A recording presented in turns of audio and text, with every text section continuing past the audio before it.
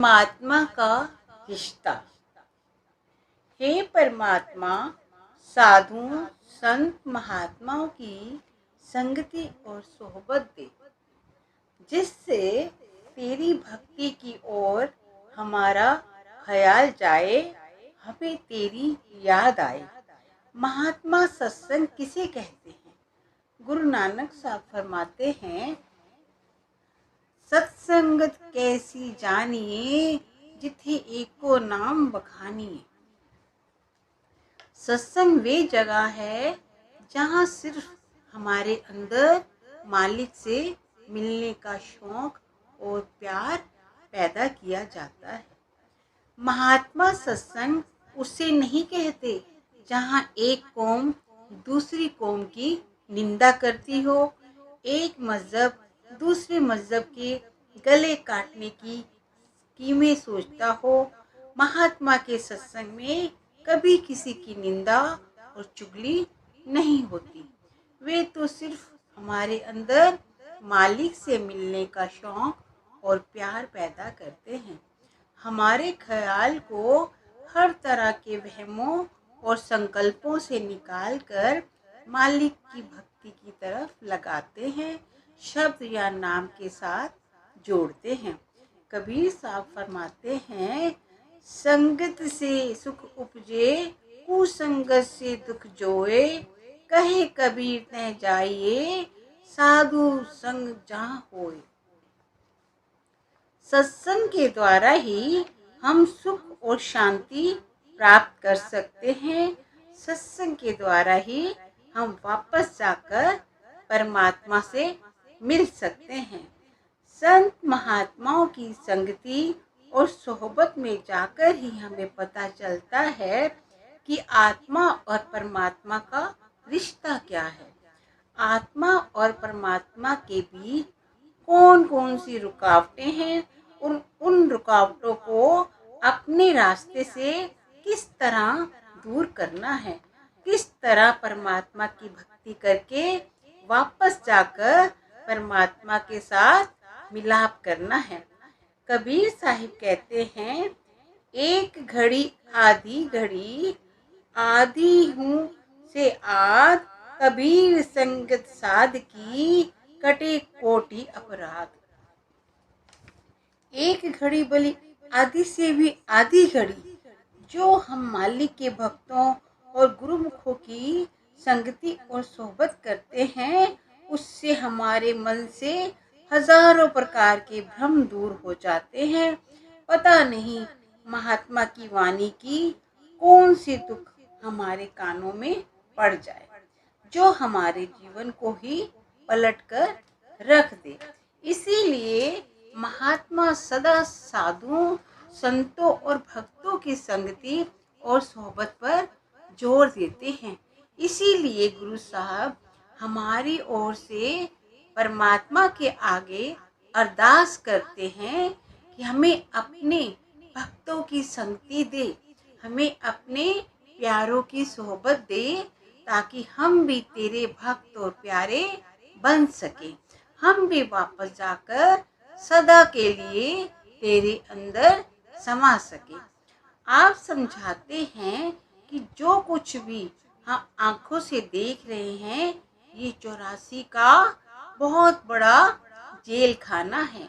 परमात्मा ने इस जेल खाने से निकलने का केवल एक ही दरवाजा रखा है। वे कौन सा दरवाजा है? वे इंसान का जामा है।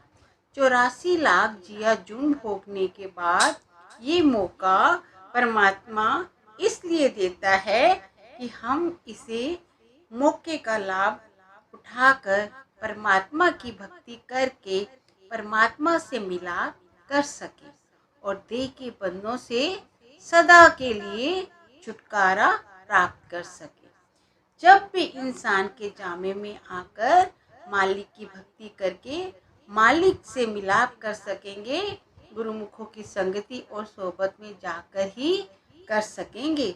इसीलिए आप फिर हमारी ओर से मालिक के आगे अरदास करते हैं कि हे परमात्मा, जब तक सांस आ रही है, जितनी देर तूने जीवन बख्शा है, जितनी देर तक इस शरीर में रहने का मान दिया है, दिन रात यही चाहते हैं कि हमें साधुओं संत महात्माओं के चरणों की धूली चरण रज मिलती रहे, उनकी संगति मिलती रहे, ताकि उनकी भक्ति और प्यार के द्वारा हम भी अपने अंदर तेरी भक्ति और तेरा प्यार पैदा कर सके। हम भी वापस जाकर तेरे साथ सदा के लिए मिलाप कर सके।